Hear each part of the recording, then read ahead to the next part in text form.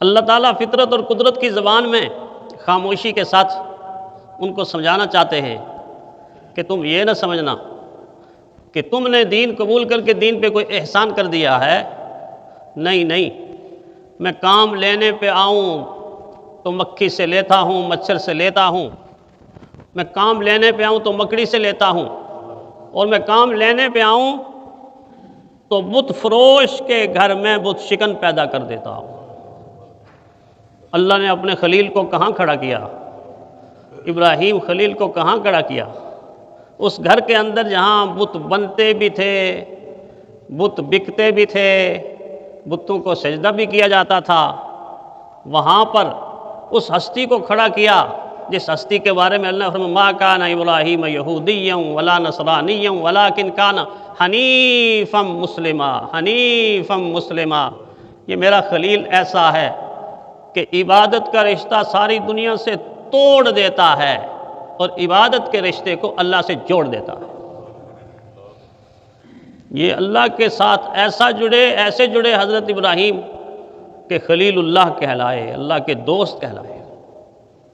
اللہ تعالیٰ ہر زمانے میں کسی نہ کسی صورت میں اس طرح کے حالات پیدا کر کے اہل دین کو متوجہ کرنا چاہتے ہیں.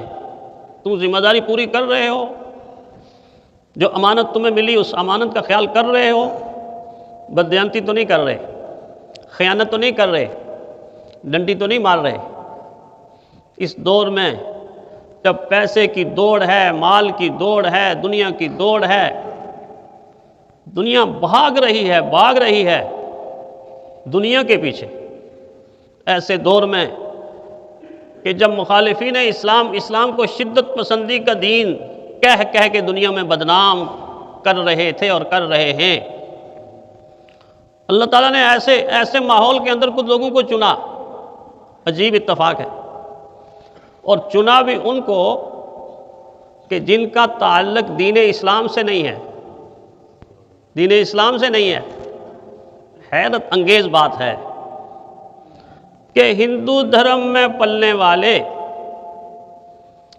ہندو گھرانے میں پیدا ہونے والے، وہاں پر پرورش پانے والے، ان کو ہندو مذہب سکھانے والے، پڑھانے والے، بتانے والے اس ماحول سے کھڑے ہو جاتے ہیں. کیا نام ہے؟ اچریہ پرامود کرشنا. ایک بابے کو کھڑا کرتے ہیں. بابا کھڑا ہو کے پھر جو گفتگو کرتا ہے وہ دلوں کو ہلا دیتی ہے، دماغوں کو جگا دیتی ہے. اللہ اکبر، اللہ اکبر. کیا جملہ ہے؟ فرماتے ہیں مجھے ان عقل کے اندھوں کی سمجھ نہیں آتی. اللہ اکبر.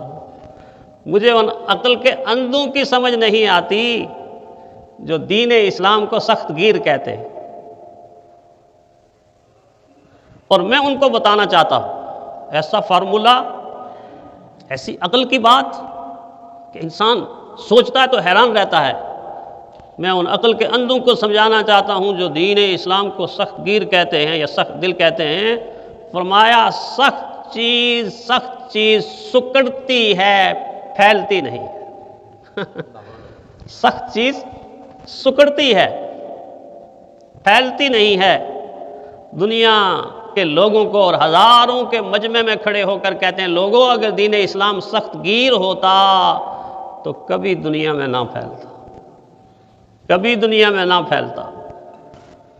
اور پھر جو خوبصورت طریقے سے دین اسلام کا چہرہ پیش کرتے ہیں، کاش کاش کاش یہاں رک کر یہ کہوں گا کہ ہم نے بدقسمتی ہماری کہ ہم نے دین اسلام کے چہرے کو مسخ کر کے لوگوں کے سامنے پیش کیا ہے. جو ہم دین کے ماننے والے، ہماری کوتاہی ہے، ہماری غلطی ہے، اور اس پر بڑا ڈر ہے کہ دین اسلام کے خوبصورت چہرے کو اس طرح ہم نہ پیش کر سکے رویے کے حوالے سے.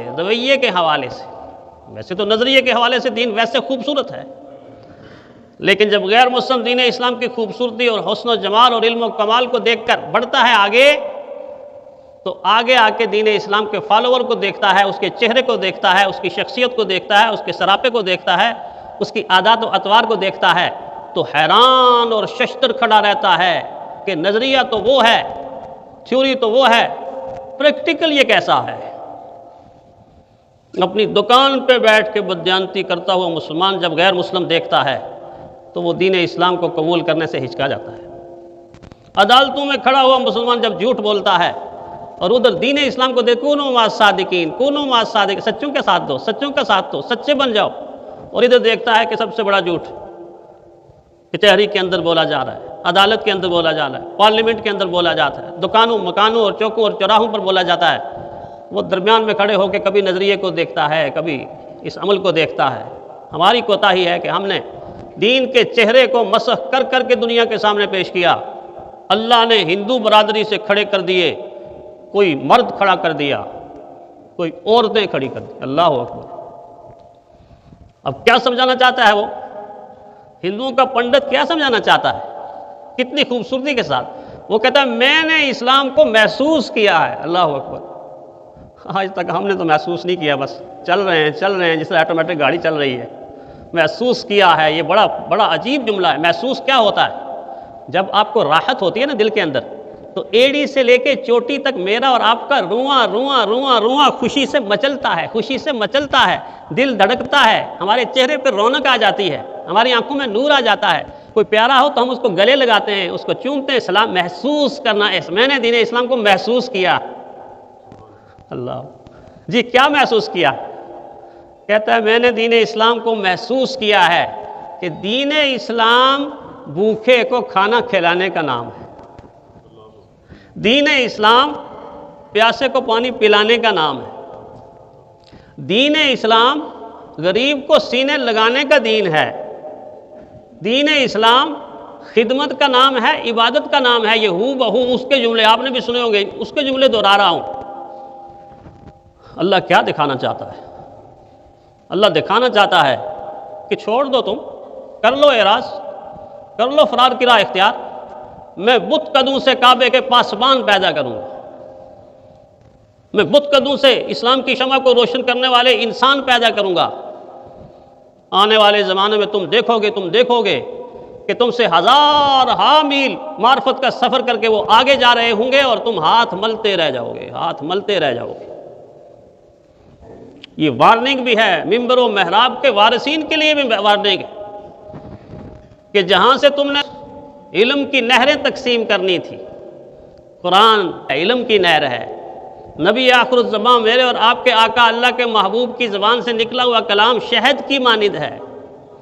اللہ نے مجھے اور آپ کو دودھ کی نہریں عطا کی، اللہ نے مجھے اور آپ کو شہد کی نہریں عطا کی، اور ہم محراب و منبر پہ بیٹھ کے زہر کے پیالے اگر تقسیم کرتے رہیں، زہر کے پیالے تقسیم کرتے رہیں تو امت اپنی موت آپ نہیں مرے گی تو کیا ہوگا؟